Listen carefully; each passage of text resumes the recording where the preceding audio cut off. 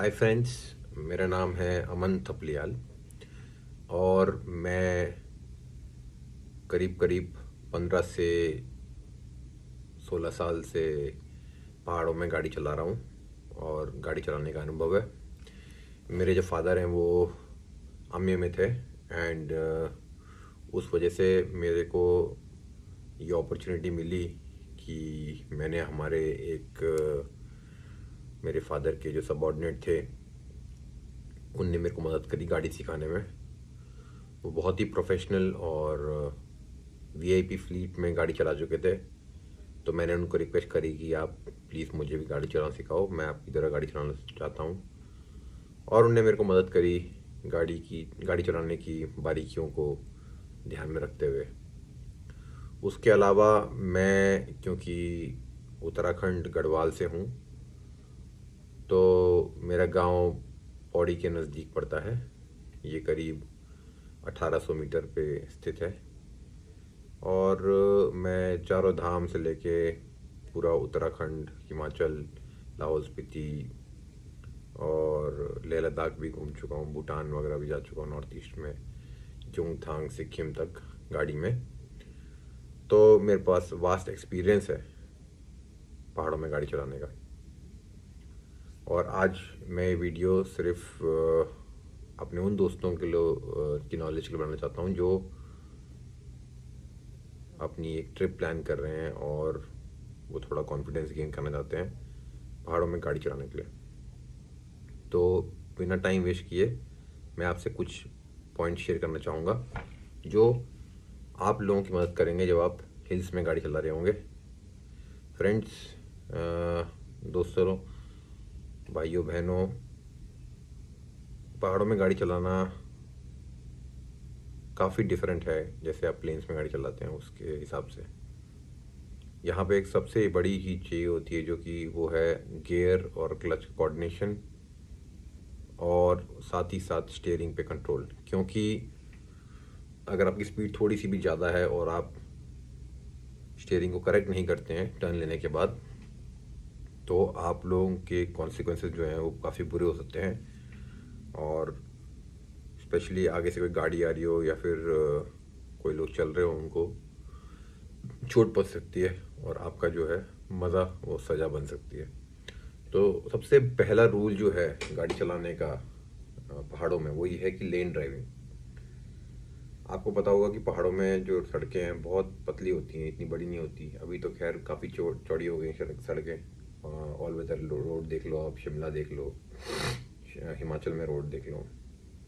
But फिर भी हमारी टेंडेंसी होती है कि जब हम टर्न ले रहे होते हैं पहाड़ के अराउंड, तो हम दूसरे की लेन में आके टर्न लेते हैं, क्योंकि ताकि हम लोगों की जो जो क्योंकि हमारी जो रोड ऐसी बनी है वो इंडिया में ऐसी हैं कि उनका प्रॉपर इंक्लिनेशन नहीं है, एंगल।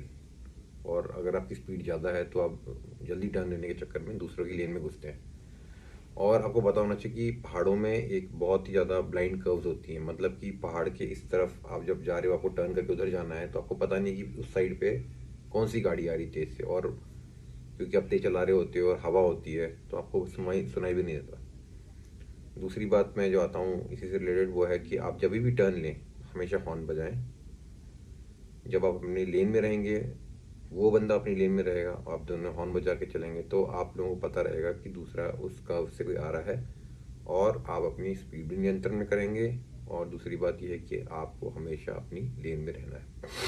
अगर आप अपनी लेन में हैं, कोई भी पुराना पहाड़ी ड्राइवर है जो अपनी वहाँ पे ज़्यादातर मैक्स चलती हैं, वाइट कलर की दिखेंगी आपको, येलो नंबर प्लेट्स, वो काफ़ी तेज़ चलाते हैं। वो क्योंकि बचपन से वहीं चला रहे हैं गाड़ी, बट वो अपनी लेन में चलते हैं। और ये बहुत कॉमनली मैंने देखा कि कोई डीएल नंबर प्लेट की गाड़ी या फिर इवन उत्तराखंड और हिमाचल की गाड़ियाँ जिसमें कि कम प्रतिष्ठित एक्सपीरियंस प्रशिक्षित ड्राइवर चला रहे हैं, वो दुर्घटनाग्रस्त होती है। तीसरी बहुत इंपॉर्टेंट चीज़ मैं बोलूँगा कि आपको जब गाड़ी चला रहे हो आप उत्तराखंड में या फिर पहाड़ों में, तो आप अच्छी रेस्ट लेके चलें।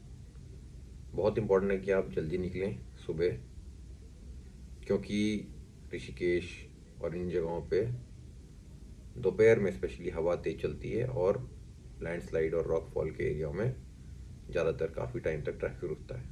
तो जल्दी चलिए और प्रॉपर स्लीप लेके चलिए, क्योंकि इट इज़ वेरी कॉमन कि आप गाड़ी चलाते हुए सो जाते हैं पहाड़ों में, क्योंकि काफ़ी घुमावदार रास्ता होता है।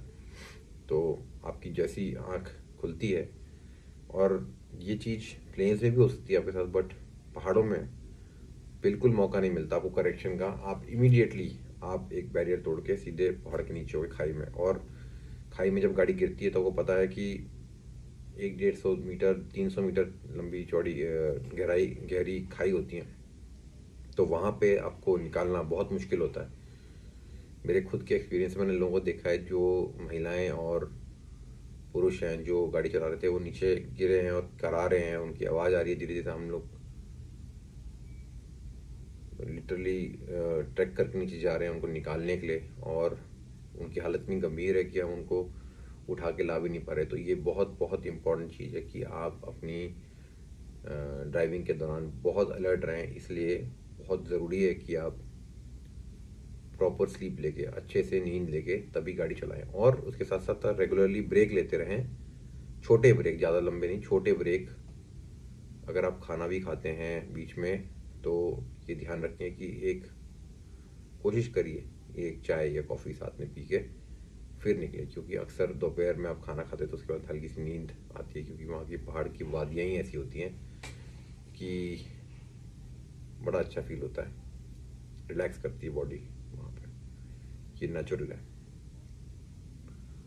चौथी इम्पोर्टेंट बात जो मैं बोलूँगा वो ये है कि जब आप सड़कों पे चले वहाँ पे, तो ध्यान दीजिए कि आप और दूसरे आपके साथ जो लोग हैं और आपके साथ जो कंपेनियंस हैं आपके, वो रास्ते में कचरा ना करें बिल्कुल भी।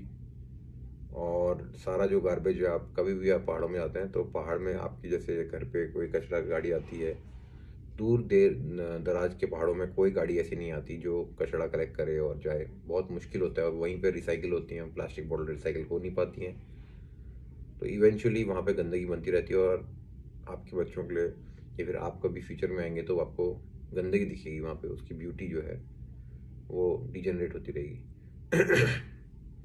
तो इसलिए बहुत इंपॉर्टेंट है कि आप अपने साथ जितना भी गार्बेज है वो एक बैग में रखें, और बाद में कभी होटल वगैरह जहाँ पे पहुँचते हैं आप, जहाँ पे फैसिलिटी होगी वेस्ट डिस्पोजल की, वहाँ पे जाके आप सारा का सारा कचरा डालें। ये बहुत इंपॉर्टेंट है। अनदर बहुत इंपॉर्टेंट जो चीज़ है, एक और जो पहाड़ों के लिए सख्त आपको माननी चाहिए, वो ये है कि क्योंकि पहाड़ की सड़कें काफ़ी संकरी होती हैं, तो कई बार सिंगल लेन ही होती है, तो वहाँ पे अपनी जो हाई बीम है उसका इस्तेमाल ना करें। हाई बीम का इस्तेमाल उन जगहों पे कई बार करना पड़ता है जहाँ पे चढ़ाई आपको आगे दिखता नहीं है, क्योंकि रोड प्लेन नहीं होती, कभी रोड ऊपर होती है, ऊंचाई होती है, कभी नीचे होती है। तो कई बार आपको आगे ढंग से देखने के लिए आपको हाई बीम का इस्तेमाल करना पड़ता है, बट उसका टाइम टू टाइम ही इस्तेमाल करो। अगर आपको रोड नहीं दिख रही है आगे तक और चढ़ाई है, तो आप उस हाई बीम से और आगे तक अप्रोच कर रोड देख सकते हो, ठीक है। और ये बहुत ज़रूरी होता है कि आपको आगे तक की रोड, बट इसका मतलब ये ज़रूरी नहीं है कि आप हमेशा अपनी गाड़ी को हाई बीम पे लगा के रखें।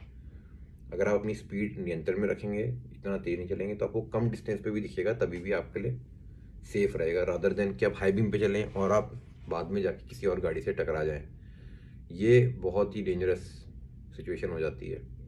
इसलिए हाई बीम पे कुछ कुछ टाइम पे चेंज करके देखते रहें सड़क को, बट कंटिन्यूसली ना रखें। स्पेशली कोई गाड़ी आगे से जा रही तो बिल्कुल भी जो एसयूवी और मिनी एसयूवीज और इस टाइप की गाड़ियाँ हैं कि जो लाइट्स हैं आजकल, एलईडी लाइट्स वगैरह बहुत स्ट्रांग होती हैं, और आपको बिल्कुल दिखेगा नहीं। दो लोग अगर आ रहे हो और आप दोनों की हाई बीम में, आपको दिखेगा नहीं बिल्कुल भी, और आपको पता भी चलेगा कब आप पास कर रहे हो कि कहाँ जा रहे हो। एंड वो कुछ सेकंड जो आप स्पीड में होंगे 50-60 की, उसमें आप काफ़ी डिस्टेंस कवर करोगे, आप बैरियर के तोड़ के बाहर जा सकते हो या फिर पहाड़ से टकरा सकते हो। एक और चीज़ का ध्यान रखिए कि जो इम्पोर्टेंट है जो मेरे हिसाब से, वो ये है कि अगर आप पहाड़ों में जो ठंडी जगहों पे जा रहे हो तो वहाँ पे कभी भी हीटर का इस्तेमाल ना करो बहुत ज़्यादा। अगर गर्म हवा अंदर हीट करते हो आप, तो आपको इन्फेक्शन, थ्रोट इन्फेक्शन वगैरह के चांस ज़्यादा बढ़ जाते हैं। तो गर्म हवा एकदम पड़ती है और आप बाहर जाते हो थोड़ा कभी डायरेक्शन देखने के लिए, पानी पीने के लिए उतरते हो, तो आप ठंडी हवा लेते हो तो वो ठंड गर्म से आप इमीडिएटली बीमार पड़ सकते हो। तो इसका इसका बेस्ट तरीका ये होता है कि आप जब आप जैसे जैसे ऑल्टीट्यूड चढ़ते हो, ठंडे एरिया में जब जाते हो, वहाँ पे आप धीरे धीरे हल्का हल्का हीटर ऑन रखो, या फिर अपने आप को आप गर्म कपड़े भी पहनते चलो और खिड़कियाँ जो है चढ़ाते रहो। सिर्फ हल्की सी वेंटिलेशन रखनी ज़रूरी होती है ताकि आप एक्मेंटलाइज करें। एक्मेंटलाइज करना बहुत ज़रूरी है। एक्मेंटलाइज अगर आपने नहीं किया तो आप बीमार पड़ सकते हैं, क्योंकि वेदर जो होता है हर 1000 मीटर पे डिफरेंट वेदर होता है, डिफरेंट वेजिटेशन होती है। अगर आप बात कर रहे हैं स्नो की, स्नो में ड्राइविंग बहुत कॉम्प्लिकेटेड है, और इसके लिए मैं आपको सजेस्ट करूंगा कि आप कृपया करके बिना 4x4 की गाड़ियां ना लेके जाएं अगर वहाँ बर्फ़ गिरने के आसार हैं तो। अगर आपके पास 4x4 नहीं है तो आपके पास 100% आपको चेन होनी चाहिए आपके टायर्स में। ये चेन आजकल अवेलेबल हैं, और आजकल एक बैंड्स होते हैं वो भी अवेलेबल हैं जो मिल जाते हैं ऑनलाइन, और वो टायरों पे लगाएं और तब चले। कम से कम 2 चेनें तो होनी ही चाहिए आपके एक सेट ऑफ टायर में, आगे या पीछे। ऐसा ना करें कि एक इधर वाले टायर में लगा दिया आगे और एक पीछे वाले में लगा दिया, ऐसे नहीं। दोनों आगे होनी चाहिए जहाँ पे आपका ड्राइव है। 4x4 बहुत ज़रूरी हो जाता है इन जगहों में अगर आप ज़्यादा बर्फ़ वाले एरिया में जाते हैं, वरना आप फंस सकते हैं। ये चीज़ ध्यान रखिए जब आप इस ऑल्टीट्यूड में आते हैं तो वहाँ पे मैकेनिक्स वगैरह जो होते हैं उनकी फ्रीक्वेंसी जो होती है मिलने की रोड पे वो कम हो जाती है। तो प्रेफरेबली आप एक ट्रेनिंग करके जाएं कि कैसे पंचर रिपेयर करते हैं। आप पंचर रिपेयर करने के शॉप में अगर आप 1-2 बार सीखें तो बहुत आसान होता है ये करना। और अपने साथ एक छोटा कंप्रेसर आता है करीब 1200 रुपये का, वो रखें जिसमें आप हवा भर सकते हैं, ताकि आप अगर पंचर नहीं बना सकते तो अगर आपके ट्यूबलेस टायर है तो आप थोड़ा आगे तक जा सकते हैं डिस्टेंस में। वरना अगर बर्फ़ गिर रही है या फिर वेदर ख़राब है, बहुत बार पहाड़ गिरने की समस्या होती है, और क्या बोलते हैं, लैंडस्लाइड आते हैं, बहुत कॉमन है। तो ये आप वहाँ फंस सकते हैं, और ये आपको ज़रूरी है कि आप दूसरी अपनी जो डेस्टिनेशन है, नेक्स्ट गांव है, वहाँ पहुँचे। बीच में पहुँचना, बीच में रुकना डेंजरस हो सकता है आपके लिए। और इसी के साथ मैं बताता हूँ कि बहुत ज़रूरी है कि आप ट्राई करें कि अपनी जो जर्नी है वो सुबह के टाइम पे करें, क्योंकि रात के टाइम पे कई जगहों पे पहाड़ों के एरिया में पुलिस होती है कि वहाँ पे आपको अलाउ नहीं करती, क्योंकि रॉकफॉल का डेंजर होता है उन जगहों पे। तो अपनी जो भी जर्नी है आप ऐसी जगह प्लान करिए जहाँ पे आप सुबह के टाइम पे, जहाँ पे ट्रैफिक थोड़ा ज़्यादा रहे, जहाँ पे आपको कोई प्रॉब्लम होती तो मदद मिल सके। हमेशा अपने आप को चाय का ब्रेक, कॉफ़ी का ब्रेक लेते रहे, और हाई एनर्जी लिक्विड्स और डाइट है ले। बहुत इंपॉर्टेंट चीज़ है कि आप जैसे ऑल्टीट्यूड गेन करते हैं, आप एक्सपीरियंस कर सकते हैं, आप मोटरसाइकिल पे भी हैं, आप गाड़ी में भी हैं, ऑल्टीट्यूड सिकनेस। और इसके लिए बहुत ही एक कारगर उपाय ये है कि आप हल्का गर्म पानी पीते रहें। आपकी बॉडी अगर हाइड्रेट रहती है तो उसके चांसेस बिल्कुल कम हो जाते हैं। अगर आप एक्सट्रीम केस में ही हैं तभी आपको ATS ऑल्टीट्यूड सिकनेस होगी या फिर मोशन सिकनेस होगी। अगर आप अपनी बॉडी को हाइड्रेट रखेंगे, सिप सिप पानी पीते रहेंगे घूट घूट के, ऐसा नहीं गड़क गड़क नहीं पीना आपने, वो गलत तरीका है। अगर आपकी बॉडी ऑब्जॉर्व करे तो आपको गर्म पानी सिप सिप पीना चाहिए टाइम टू टाइम अपनी बॉडी को हाइड्रेट करने के लिए, तो आपको कोई भी सर दर्द इस टाइप की तकलीफ नहीं होगी। एक और बहुत इंपॉर्टेंट चीज़, कुछ लोग होते हैं जो काफ़ी बार बोलते हैं मेरे को कि मेरे को माउंटेन सिकनेस हो रही है, माउंटेन सिकनेस नहीं सॉरी मोशन सिकनेस हो रही है और पहाड़ में जाते हो। यस, ये बहुत कॉमन चीज़ है, क्योंकि आप पीछे बैठे हैं स्पेशली, तो आप क्योंकि कर्व रोड्स होती हैं काफ़ी ज़्यादा, तो आप झूलते हुए जाते हैं ऐसे करते हुए, तो आपको माउंटेन सिकनेस जो मोशन सिकनेस है वो ज़्यादा बढ़ जाती है। इसके लिए एक टैबलेट होती है एवोमिन खा सकते हैं आप। मैं आपको रिकमेंड कर सकता हूँ ये, क्योंकि मेरे जान पहचान के कुछ फ्रेंड्स हैं मेरे जिनको ये प्रॉब्लम है, और वो सुबह उठ के, जिस दिन ट्रैवल का टाइम होता है, जिस दिन ट्रैवल वाले दिन, वो सुबह उठ के ब्रेकफास्ट के बाद या फिर ब्रेकफास्ट बिना ब्रेकफास्ट भी हल्का सा एक चाय बिस्किट खा के वो एक एवोमिन खा लेते हैं, और उसके बाद उनको कोई तकलीफ नहीं होती। बट मैं ये चीज़ सिर्फ बता रहा हूँ अपने एक्सपीरियंस से, मैं कोई डॉक्टर नहीं हूँ, और मैं ये आपको बोलूँगा कि जो भी मेडिसिन आप लेते हैं वो डॉक्टर से कंसल्ट करके लेनी चाहिए। इसके साइड इफ़ेक्ट्स वगैरह मुझे पता नहीं है, बट मेरे एक्सपीरियंस से ये मेरी मदर भी लेती हैं जब वो, क्योंकि उनको भी मोशन सिकनेस होता है, वो वॉमिट करती हैं।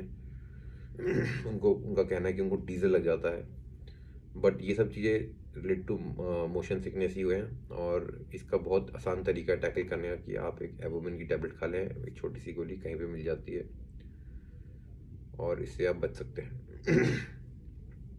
इसके अलावा अगर आपके पास कोई क्वेश्चन हैं और कोई चीज़ें जो आप चाहते हैं कि मैं आपको क्लियर करूं, मेरे को एक्सपीरियंस या फिर आपका कोई एक्सपीरियंस शेयर करना चाहते हैं, तो we can make a follow up video बनाएंगे इस चीज़ का और इसको और क्लियर करने की कोशिश करेंगे। इसके अलावा अगर मुझे और कोई पॉइंट याद आएगा, क्योंकि मैंने कोई चीज़ नोट डाउन नहीं करी, जैसे अपने एक्सपीरियंस से बता रहा हूँ, मेरे को और कुछ दिमाग में आएगा तो डेफिनेटली मैं आपको बताऊँगा।